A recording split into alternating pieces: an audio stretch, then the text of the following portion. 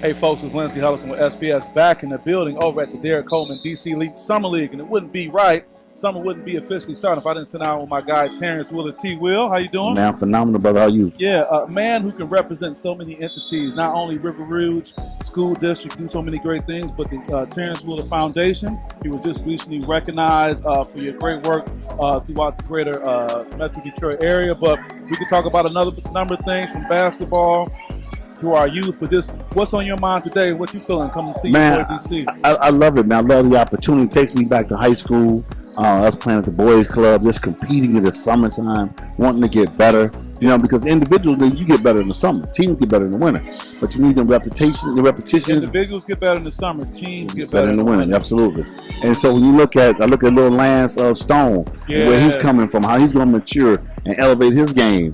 Ryan over in the North Farmington, just seeing these young guys hungry, wanting to compete, and hopefully get the opportunity to play at the next level. Yeah. What's it like for you when you look back on what your career is like, the guys you came up with? I mean, you look at their sons, Gary Payton II being NBA champions, but Gary Payton for your contemporaries. What's it like knowing that part of basketball and being here with us in 2022 right now? Number one, man, I'm blessed to be able to see it, because millions lost their lives, man, and I'm still able to see it. I'm able to see my friends' sons mature, now become NBA champion, understanding the path that it took, how long it took him to get to the point where somebody would give him a shot, overcoming dyslexia, but working hard and continuing to work hard, finding and carving out a space due to injury. Now you seize the moment. It's no different than what we're telling young people every day.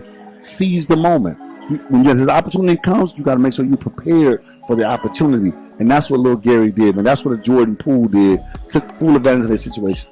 Talking about Gary and talking about our young people relate to that. Such a story with his dad being a Hall of Famer, and I want to thank you, by the way, for introducing me to Gary years ago. That was a great story, hanging out with him. But you would think that these are the guys that just with a phone call or just with a tap on the shoulder say, oh, he's going to be straight. But Gary had his story to get to where he was, man, was almost like harder than just a guy just going through, and he had a name. I mean, talk about what that's like in overcoming that. Well, I think, if you go back to his pops, Gary Dwayne Payton, everything was hard work. Yeah. Go back to Gary's father, Mr. Clean. Everything was hard work. Sure. And the elevation of success is out of order. It's one stair at a time, one day at a time. And so I remember that conversation when little Gary was coming out of high school, and GP was like, man, I'm not paying for college. You got to go get it. And he had a trainer, and he kept working. Go to junior college in Utah, work his butt off, then get the opportunity to go to Oregon State. Work his butt off there, get undrafted, have a bunch of 10 days here and there. At one point, Gary had called me and thought the Pistons was going to pick him up when Sidney Loden was here. That didn't happen. But however, I think him bouncing around, him finding that niche and defensively, and what he needs to do, and Golden State is a perfect team. You don't have to score. Go in, lock in, be your pops without the offense, be a Bruce Bowen, lock in. But then he started finishing on cats. Yeah, wow. When you start finishing on dudes, all of a sudden, whoa, hold on, how he ain't playing? Yeah. And so to see him go from being cut several times to now being an integral part in the championship teams, it shows kids what perseverance looks like, what resilience looks like, stick-to-itiveness.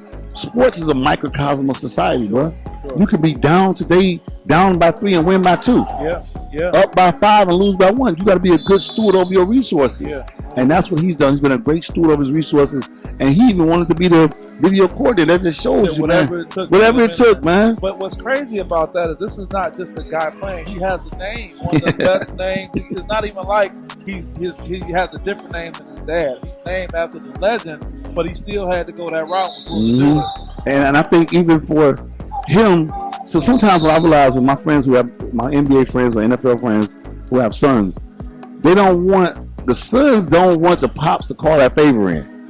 They don't want to, man. I remember when Didi wouldn't let Lefty call it in.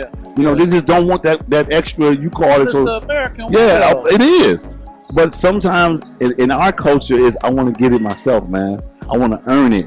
And sometimes the journey becomes long, but it's worth it. It's worth it. It's worth it, man. That's the key point you're making. It's worth it. Talk about your day-to-day work when you're over at River Rouge High School, working with another Derek Coleman, Dr. Derek Coleman. Shout out to DC. Tell us what's going on over there, what's on the horizon, and what makes the River Rouge School District so special. Man, I think number one, leadership that cares, ethical care, wraparound services really meeting kids where they are and taking them where they need to be on a daily basis.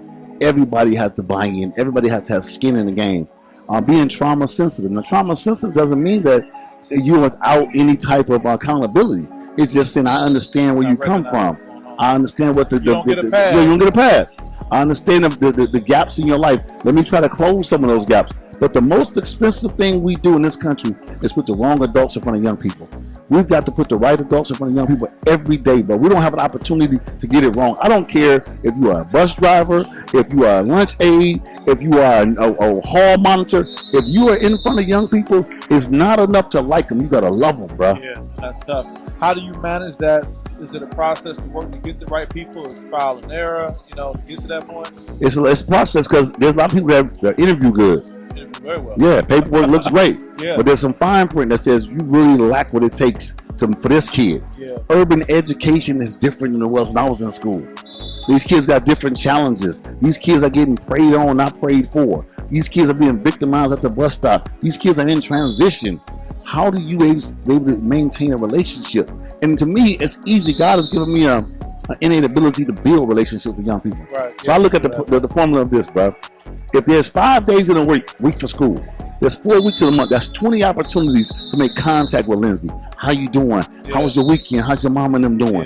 Yeah. 20 times, 10 months, but that's 200 contacts. We got a relationship. Yeah. I know you. You know me. You got my cell number. Call me. Because we got different type of kids, man. Now you got dealing with transgender. You're dealing with homosexual. All these things that's been in our community. Yeah. That's been in our school district. But maybe we haven't dealt with it. No, we haven't made it easy for that population. Right. Just simply going to the bathroom, making sure, I don't care what your sexuality is.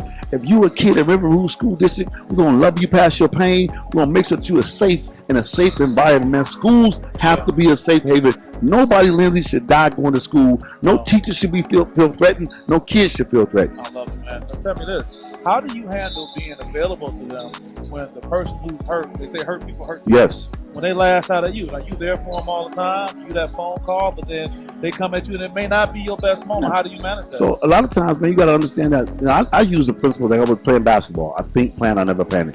Whatever the situation is, I've done nothing never panic. I've done nothing to the kid but love them. So sometimes kids are dealing with a lot of other stuff. It's displaced anger. It's immaturity. It's I don't know how to deal with this situation.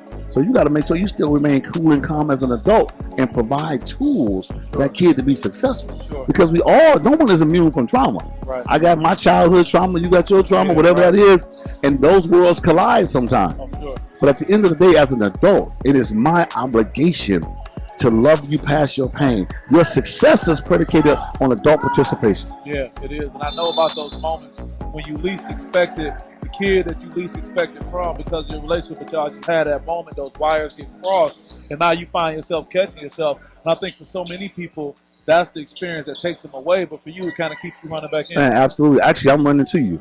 And I'm going to hug you, I'm going to love you, I'm going to high five you. I'm going to be there when you cross that finish line. Because kids only need 1 or 2 champions in their life that believe in them. When I go back to my life, man, if it had not been for a Perry Watson, a Jake Boyd, Mr. Smith, those folks who are guardian angels who poured into you.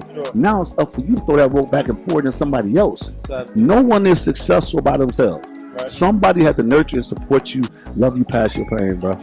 Man, I swear, man, I'll be ready to give you a jersey when I'm on the court, man. You act like you got eligibility left and all that. What keeps you going? Man, just the love of life, man. Knowing that my life could be different. Knowing that at the end of the day, man, I'm born September 2nd. That dash and the day I die represents I did something on God's green earth. I am an imperfect vessel trying to do God's work and help young people, man, because so many help me. Love it. Talk about the T. Wheeler Foundation, Terence Wheeler Foundation, what you got going on. Man, so we just, with that foundation was really built because of pain. Once again, with my mother in the food line, down at Focus Hope. And so that's largely is our all-star give back, our turkey drive that we do. Self-Derek, Big Sean, we're going to do another 5,000 turkeys. Wow. With all the trimmings this Thanksgiving. 5,000, man. So we got to be able to mobilize and get people, because there's a portion, Lindsay, that's sick and shut in that can't make it. So we got to have people that's going to be able to volunteer, take 50 over here, take a, yeah, absolutely, bro. How do you balance the logistics with the hype of the celebrity aspect of what you're able to do? Actually, to be honest with you, man, COVID has kind of helped because we've been more strategic in terms of limiting the crowd, limiting in terms of our celebrity guests, let's say. Because Okay. when it's in the gym, it's crazy. Yeah, I But know. if it's outside, we can manage it a lot better, and the line moves much smoother as opposed to having a real program. Yeah. Now we just get to the And work. they've already been stamped and Yes, valid that this yes, is it. That's yes. it. I don't want to keep you too much longer. I appreciate you sitting down. It's always good that we check in. Just anybody you want to shout out before we let you get out of here? Man, I just want to say, man, Steph Curry, man, like, how do you keep this guy out of the top 15, top 10, whatever?